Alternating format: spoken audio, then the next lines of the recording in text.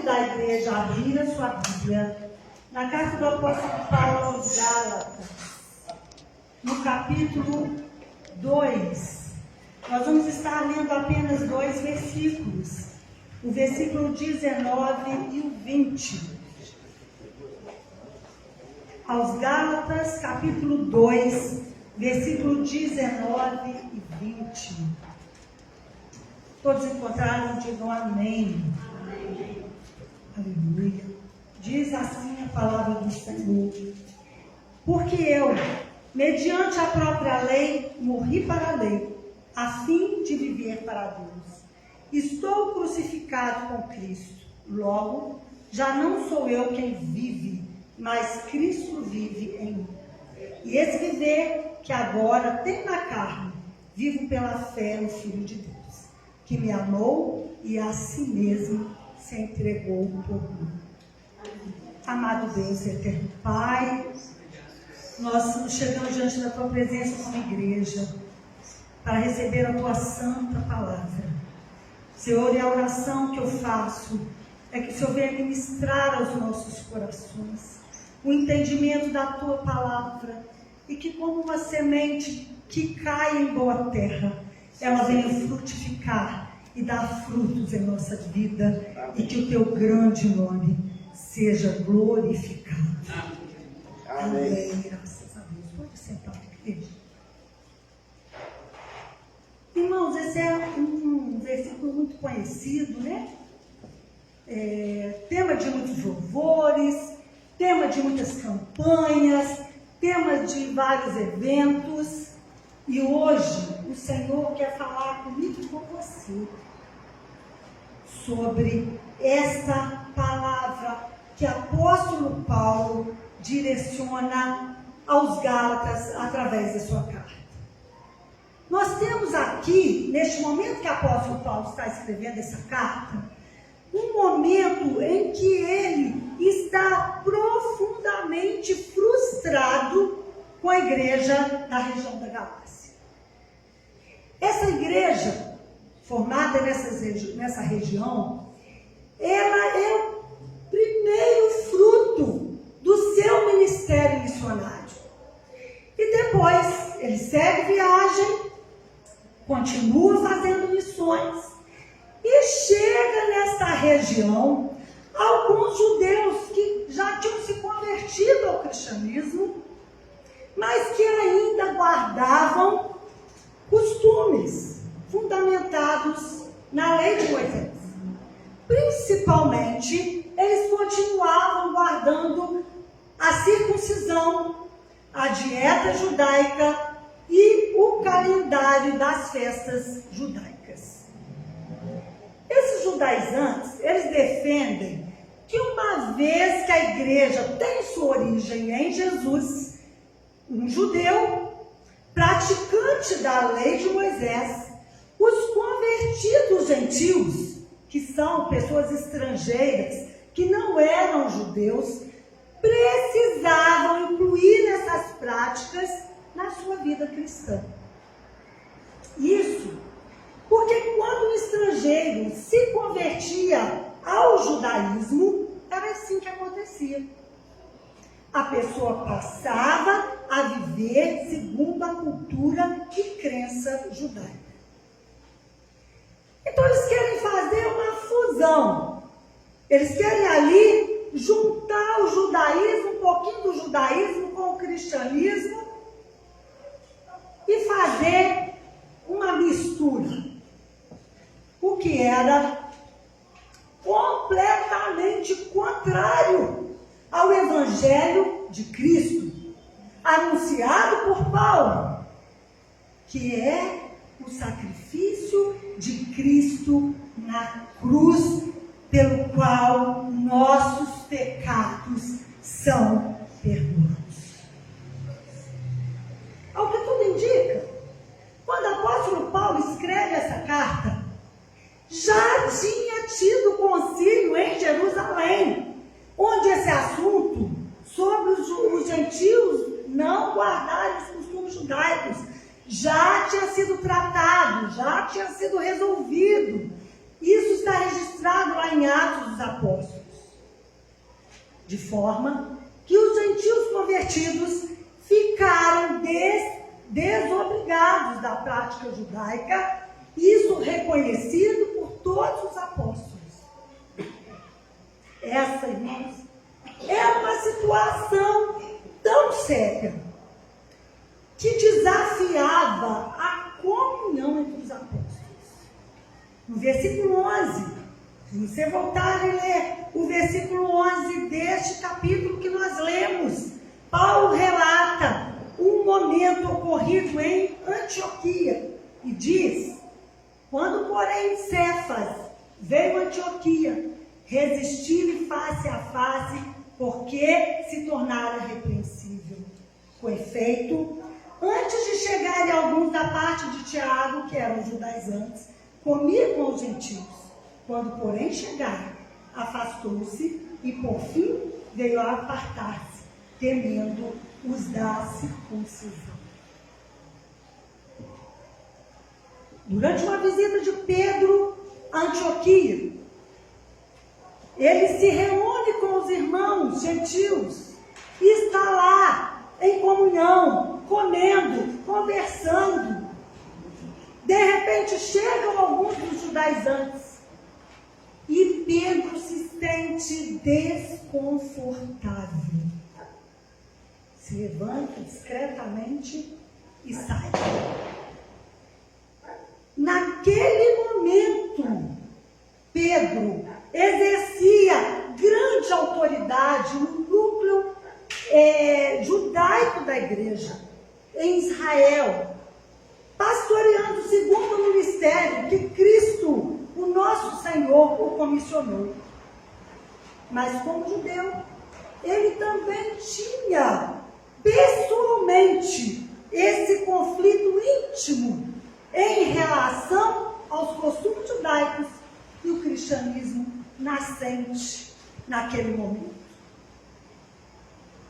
É preciso lembrar que Pedro tinha uma natureza inconstante.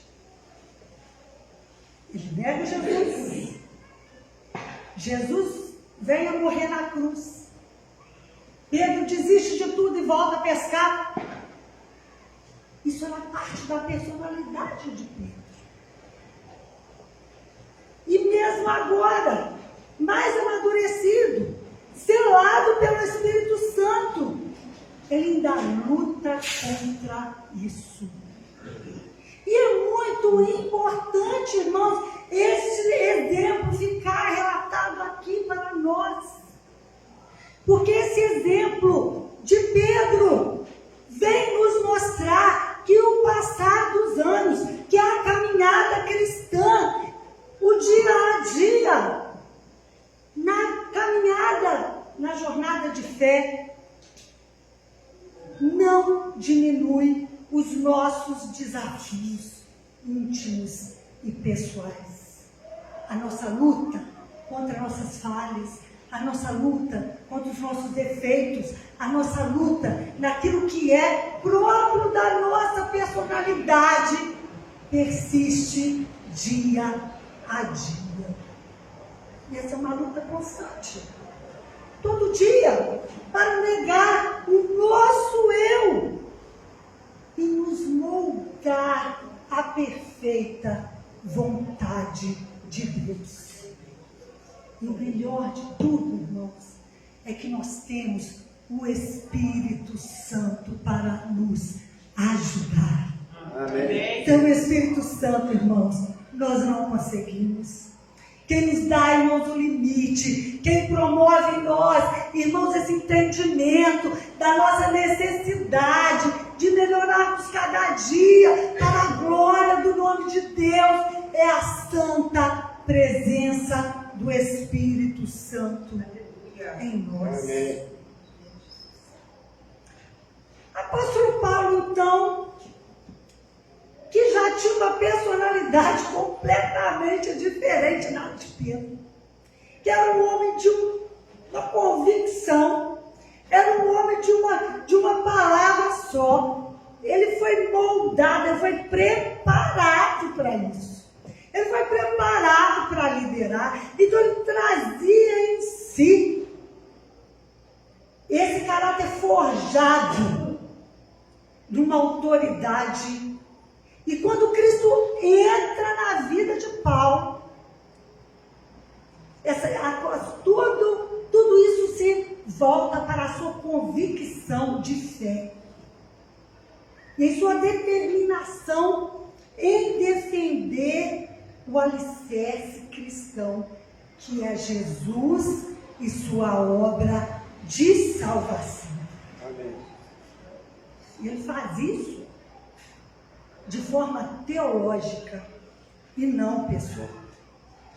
Ele vem e repreende a Pedro. No versículo 11 ele fala: resistir-lhe face a face, porque se tornara repreensível.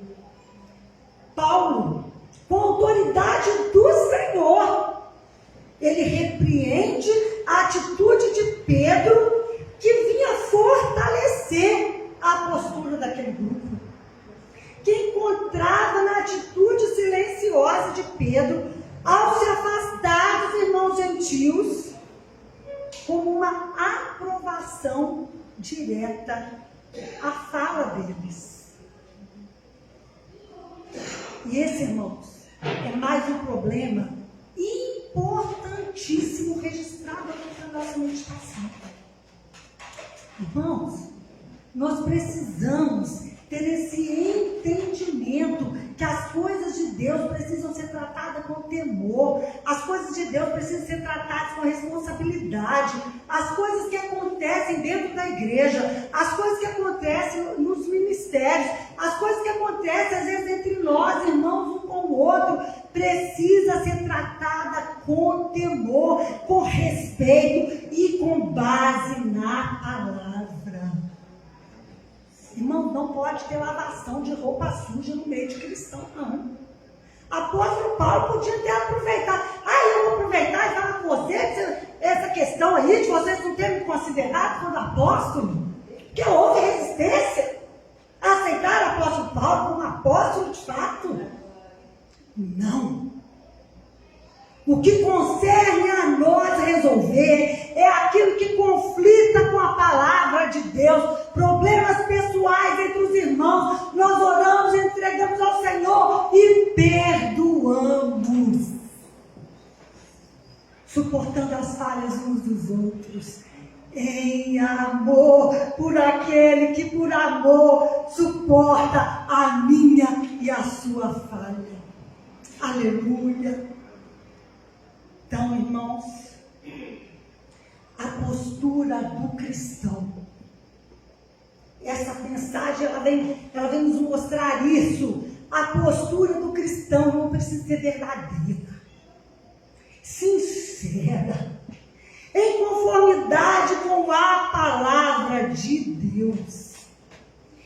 Uns imaginam o constrangimento que se estabeleceu naquele ambiente. A Bíblia não fala onde eles estavam, mas imagina o constrangimento quando simplesmente, ao chegar os judaizantes, Pedro levanta da mesa e sai. Como que aqueles irmãos se sentiram?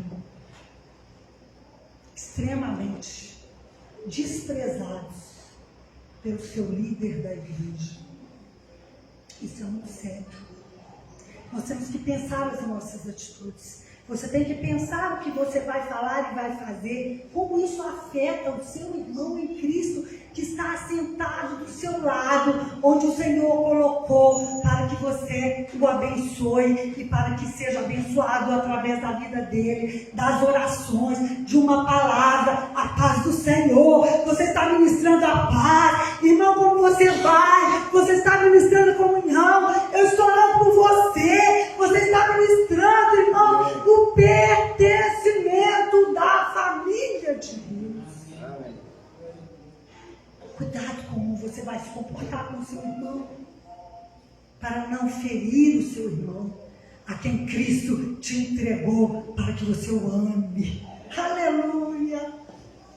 E assim, é compreensível até.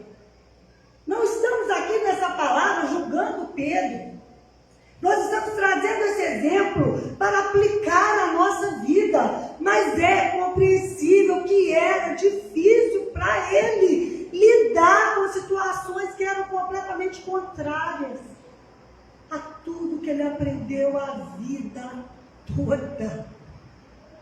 Como também, irmãos, é difícil para nós sufocarmos nossos hábitos e costumes antes da nossa conversão. Isso nos traz, irmão, um entendimento da forma que nós precisamos, irmãos, ter um olhar de amor para os nossos convertidos, um olhar de amor para aqueles que às vezes vêm de uma outra denominação, que tem outros hábitos e costumes. Irmão, ninguém vai chegar e se moldar de um dia para o outro, e não nos compete isso. Essa é uma obra que é feita pelo Espírito Santo. Pedro estava lidando com situações que até então, para ele, como judeu, era abominável. Certas comidas, o não guardar o sábado, era para um judeu absurdo, era um absurdo. E agora, Jesus vem e muda isso. E embora como judeus eles ainda guardassem certos costumes, mas não podiam impor isso aos gentios, mas estavam unidos na mesma família, porque Cristo reúne na cruz todos aqueles que nele crê e que o aceitam como Senhor e Salvador. E agora eles estão inseridos no meio de um povo com costumes, hábitos completamente diferentes. Assim como Pedro, nós vamos falhar. Às vezes o nosso velho homem está sempre lutando para assumir o controle. Mas agora, as nossas atitudes estão moldadas pela palavra de Deus.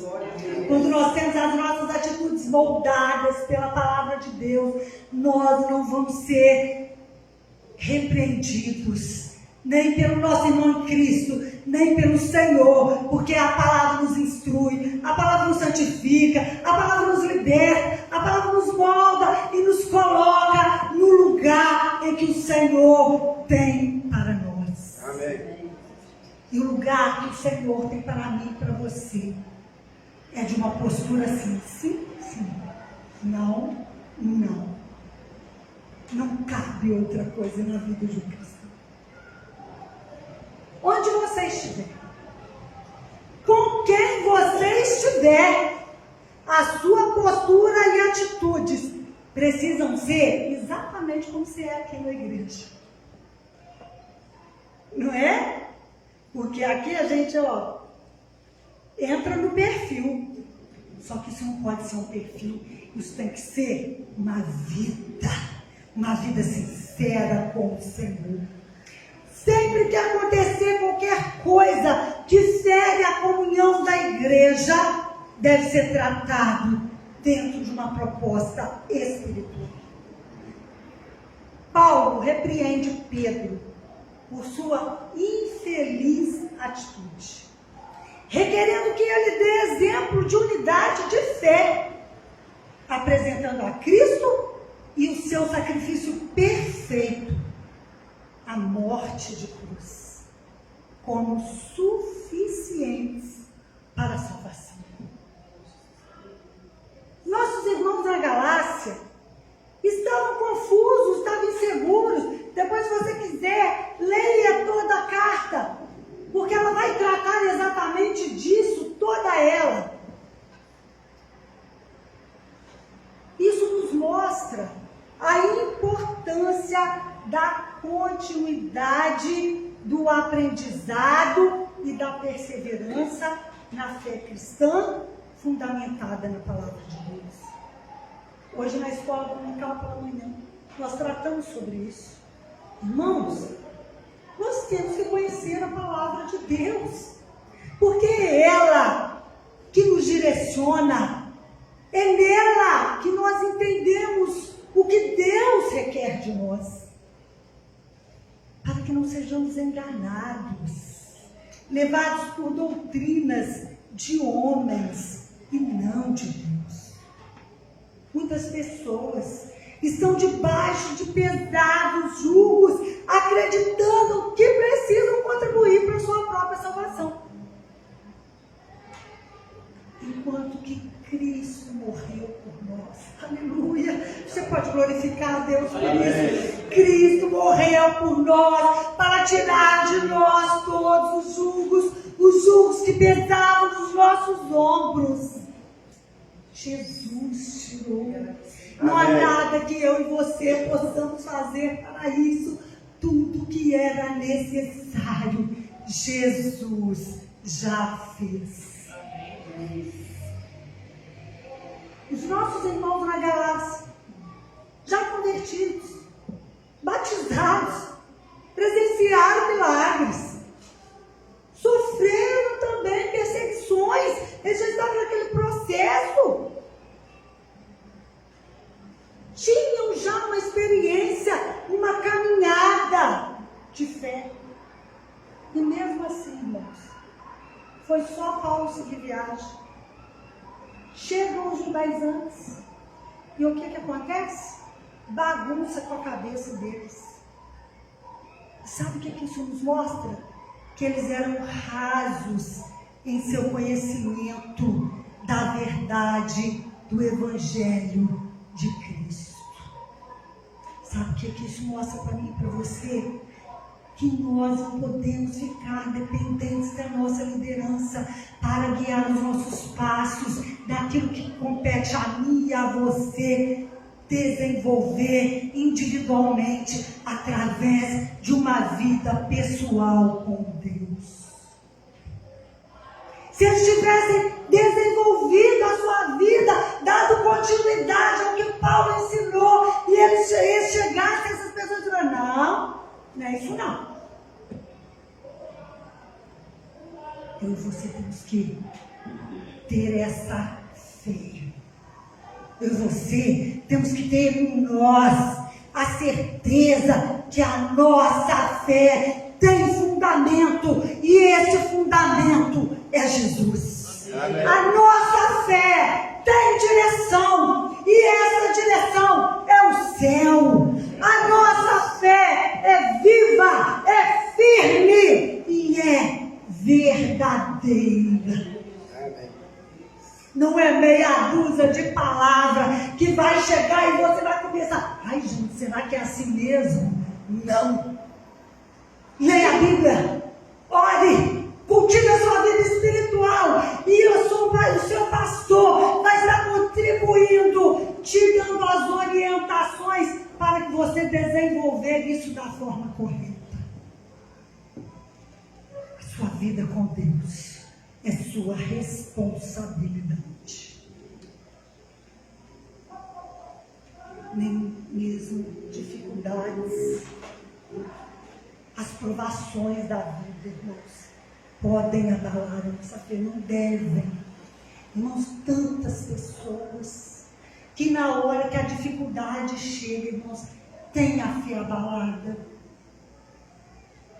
Irmãos, isso porque nós somos humanos.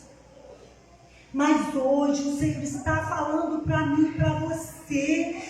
Fortaleça a sua fé no Senhor, para quando chegar a adversidade, você entenda que seja o que for, Deus está no controle. Aleluia. Eu me lembro uma vez em que eu, conversando com meu pai, uma situação muito séria que havia acontecido na empresa dele. E a gente é mais novo, acho que é cheio de razão, né, irmãos? Eu fico tão triste quando eu me lembro disso. Eu lembro que eu falei, pai, se eu só tivesse feito isso, feito aquilo, feito aquilo outro, não tinha acontecido. E agora, como é que vai ficar? Meu pai, irmãos, já tão experimentado na sua caminhada de fé. Aí eu viro para ele e falo assim, agora Deus deu e o diabo levou. Aí ele olhou para falou assim, não, o diabo não, Deus. Irmãos, na hora eu não entendi aquilo, mas hoje eu entendo até aquilo que for tirado da sua vida. Você que tem um compromisso com o Senhor, você que está selado no Espírito, você que está guardado debaixo das asas do Altíssimo, até aquilo que for tirado da sua vida, não é o diabo que vai levar, é Deus. E nós temos que estar preparados para as perdas, irmãos, porque elas fazem parte da vida. E assim, irmãos, nós precisamos entender que ainda que haja provações, que haja o que houver, qualquer circunstância, qualquer mensagem, qualquer novidade que não se encaixe completamente no que está aqui, não é para quem quer ir para o céu. Irmão, se as pessoas tivessem observado isso, não tinha a quantidade de seita que tem por aí. Porque é só você pegar e conferir com a palavra. Não se deixe enganar. Tenha a sua fé fundamentada em Cristo. Porque quando nós temos a nossa fé fundamentada em Cristo, nós seguimos confiantes em Jesus, independente das circunstâncias. Apóstolo Paulo vem e declara aqui no versículo 19: estou crucificado com Cristo. Hoje, isso se tornou uma frase de efeito. Mas quando o apóstolo Paulo diz isso, ele diz isso, irmãos, manifestando uma renúncia pessoal, uma entrega tão grande a Jesus. Sabe por quê? Porque o apóstolo Paulo, ele abriu mão de uma vida de status social, de uma situação financeira privilegiada, de um futuro garantido no sinédrio. Quando ele fala isso, irmãos, ele fala gemendo, ele fala sentindo a dor de ver aqueles irmãos não entenderem que não é sobre mensagem, não é sobre o que A pensa ou o que B pensa, é sobre a salvação da alma.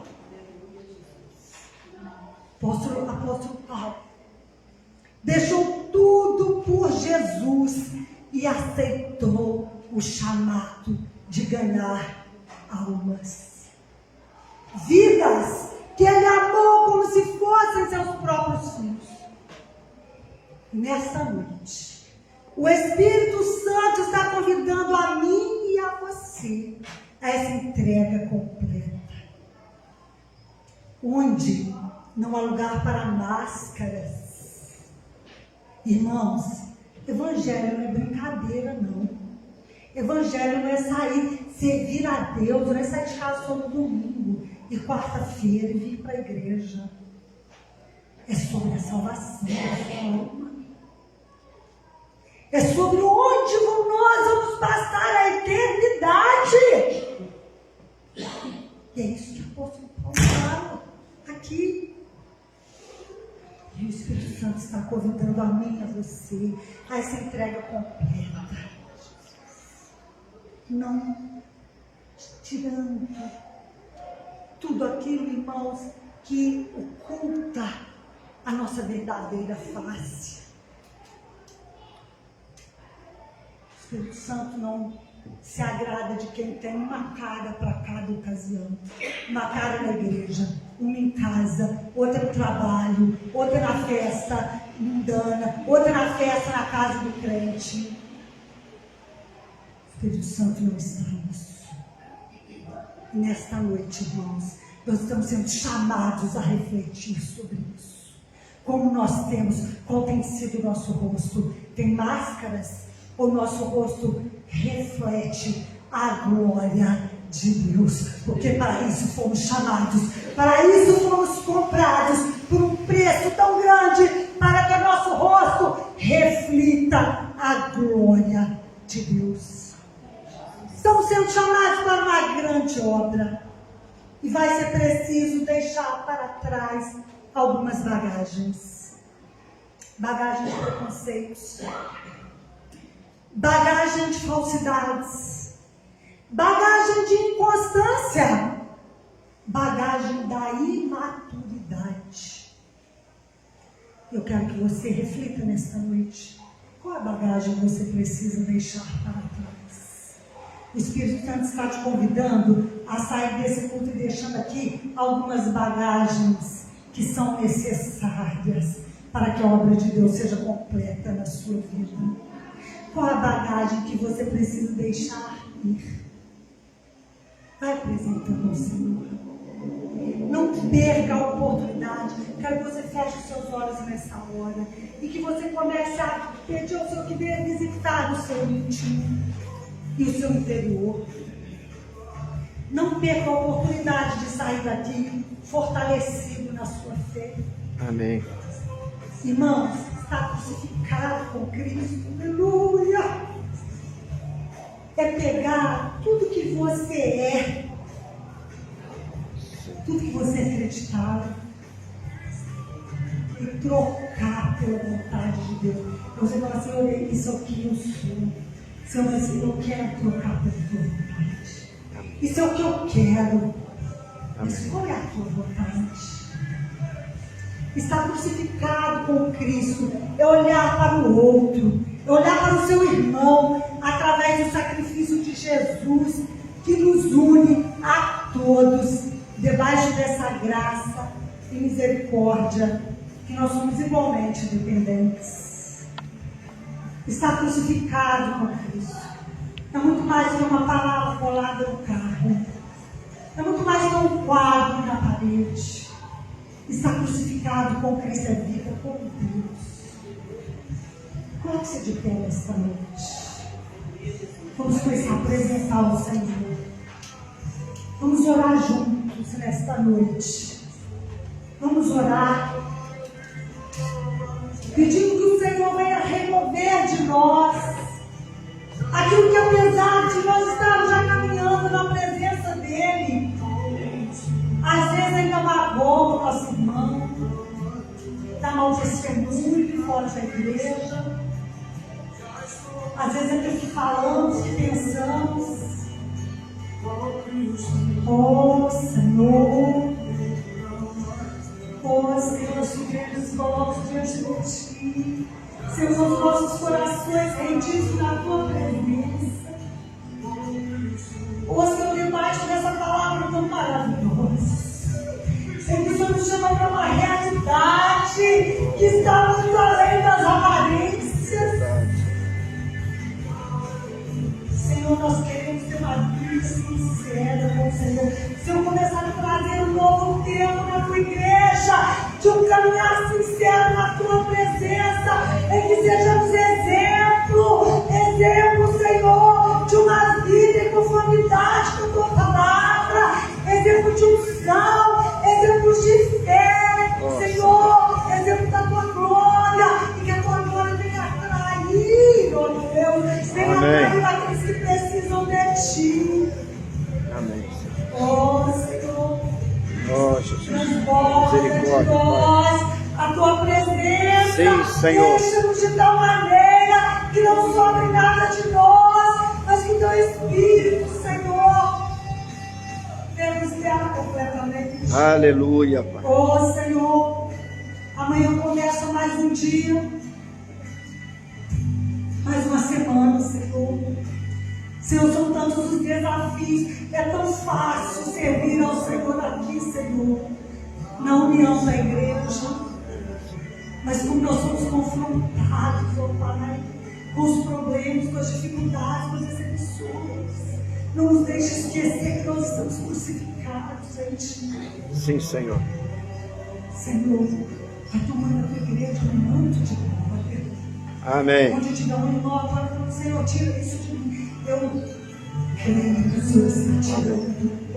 Vai trocando fardos, vai trabalhando nas casas, vai trabalhando nas famílias, trabalha na minha casa, trabalha na minha família, vai tirando de lá, Senhor, tudo que não te agrada, vai trocando, Senhor. vai mudando a frequência, vai libertando, vai salvando, Senhor, vai fazendo uma grande obra na nossa casa. Tem misericórdia. Glorifique o teu nome através da nossa casa. Senhor, irmãos e irmãs que não puderam estar presentes.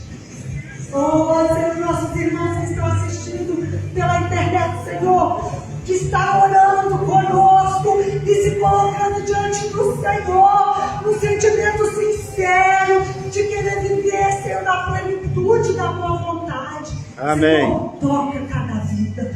Sim, Senhor. Em nome de Jesus, toca a vida da tua igreja. Amém. Lava-nos com teu sangue, liberta-nos na tua palavra e santifica-nos para a glória. Amém. Amém. Oh, Deus.